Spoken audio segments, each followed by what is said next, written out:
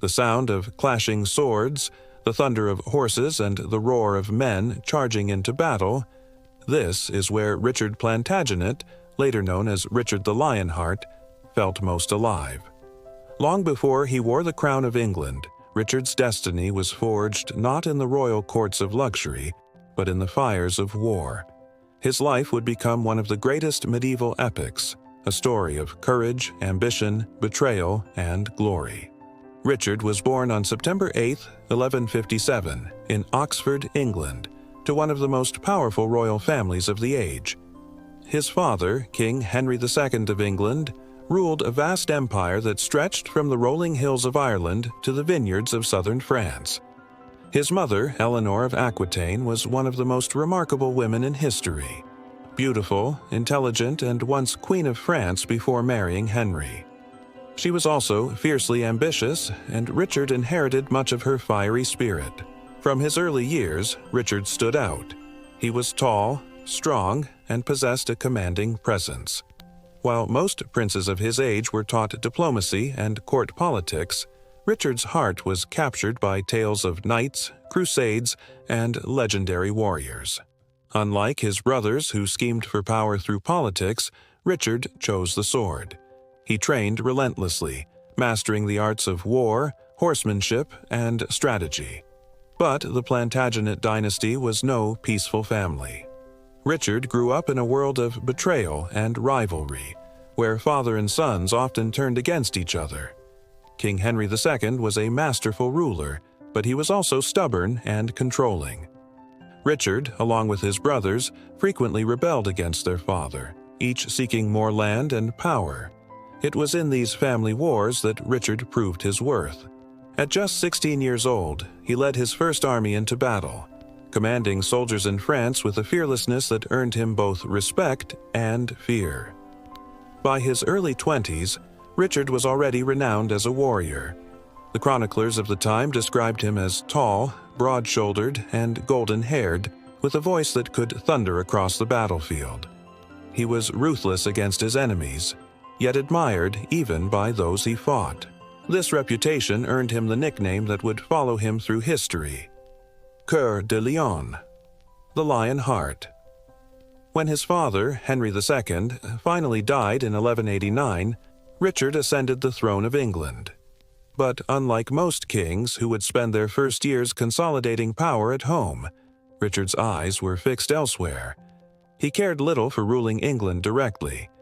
To him, kingship was not about sitting on a throne, but about leading armies to glory. And at that time, the greatest stage for glory was the Holy Land. News of the fall of Jerusalem to the great Muslim leader Saladin had shocked all of Europe. Pope Gregory VIII had called for the Third Crusade, summoning Christian kings and knights to reclaim the Holy City. For Richard, this was not just duty, it was destiny. The chance to test his courage against the most formidable opponent of his age and to carve his name into history alongside the heroes of old was irresistible. Richard wasted no time. He raised taxes, sold royal offices, and even declared that he would sell London itself if he could find a buyer. Every coin, every resource was directed toward financing his crusade. To many, he seemed reckless, abandoning his kingdom to chase glory in a faraway land. But to Richard, this was the only life worth living. In 1190, Richard set out on his epic journey. Alongside him marched thousands of knights, soldiers, and pilgrims. His fleet of ships carried banners emblazoned with the cross as they sailed across the Mediterranean, bound for war. Yet, even before reaching the Holy Land, Richard's journey was filled with drama. On the island of Sicily, he clashed with local rulers, leaving behind a trail of battles and uneasy alliances.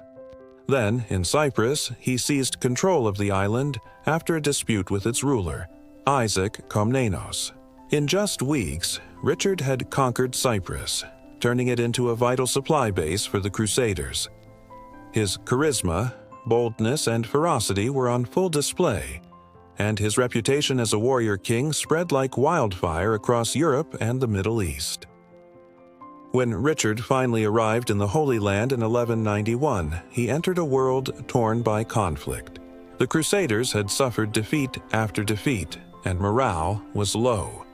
But Richard's arrival changed everything. His presence electrified the Christian armies.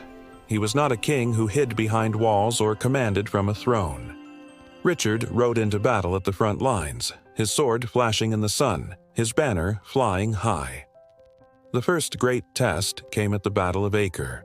For 2 long years, the Crusaders had besieged the city, struggling to break Saladin's defenses.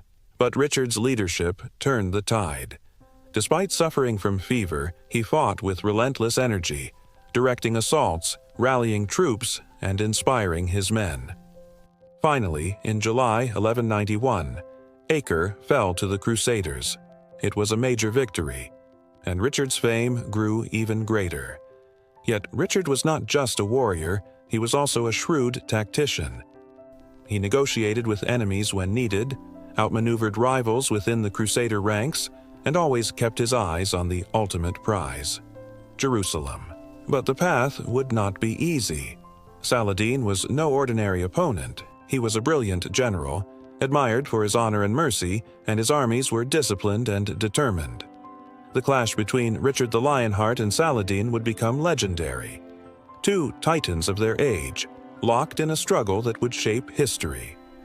In September 1191, the 2 armies faced off in one of the most famous battles of the Crusades, the Battle of Arsuf. Saladin's forces struck with lightning raids, trying to break the Crusader lines. For hours, the fighting raged. Dust, blood, and cries of war filled the air. Richard held his knights steady, resisting the urge to charge too soon. Then, at the perfect moment, he unleashed his cavalry in a devastating counterattack. The Muslim lines shattered, and the Crusaders won a brilliant victory. Richard's courage at Arsuf became legendary. Chroniclers wrote of how he fought like a lion, unyielding and fierce, his sword cutting through the chaos of battle. Even Saladin, his greatest enemy, came to admire his bravery and skill. Though they were foes, the 2 men developed a deep respect for each other, a rare bond between warriors on opposite sides of a holy war. But while Richard's victories brought him glory, they also brought new challenges. The Crusader lords often quarreled, each seeking their own advantage. Supplies were scarce, and the march toward Jerusalem grew ever more difficult. Richard's health suffered, yet he pressed on, driven by a relentless will to fulfill his vow. As the year drew to a close, Richard stood as one of the most famous men in the world. To his followers, he was the very embodiment of chivalry and courage. To his enemies, he was a force of nature, fierce, cunning, and unstoppable. Yet the greatest tests of his life still lay ahead. The battle for Jerusalem, the uneasy peace with Saladin, and the trials awaiting him on his return to England would push the Lionheart to the very limits of his strength. His story was far from over. And so, as the Crusader armies marched on, banners snapping in the wind, Richard the Lionheart prepared to carve his name forever into the chronicles of history. When Richard the Lionheart reached the Holy Land for the Crusades, his reputation had already preceded him. Muslim chroniclers spoke of a tall, broad-shouldered king whose sword was unstoppable, a man who fought not only with strength but also with brilliant strategy. His true test was to face Sultan Salahuddin Ayyubi, and it was this clash that immortalized both men in history. At the Battle of Arsuf in 1191, Richard proved why he was called the Lionheart. The Crusaders were exhausted, the scorching sun beat down on them, and soldiers were collapsing from heat and fatigue. Yet Richard never gave up his ground. Then, at the perfect moment, he ordered his knights to charge. The Crusader army thundered forward, smashing through Salahuddin's lines. The Muslim army fell back, and Richard's name became even more feared and respected. But Salahuddin was no ordinary rival. Richard admired him deeply. He was known for his mercy, wisdom, and courage. It was one of history's strangest ironies. Though they were deadly enemies on the battlefield, they respected each other's greatness. The dream of the Crusaders had always been to capture Jerusalem. Yet Richard realized this was impossible. His army was weary, supplies were dwindling, and England was facing turmoil in his absence. After months of battles and negotiations, in 1192, Richard and Salahuddin agreed on a truce. Jerusalem would remain under Muslim control, but Christian pilgrims could enter peacefully. It wasn't the victory the Crusaders wanted, but it saved thousands of lives.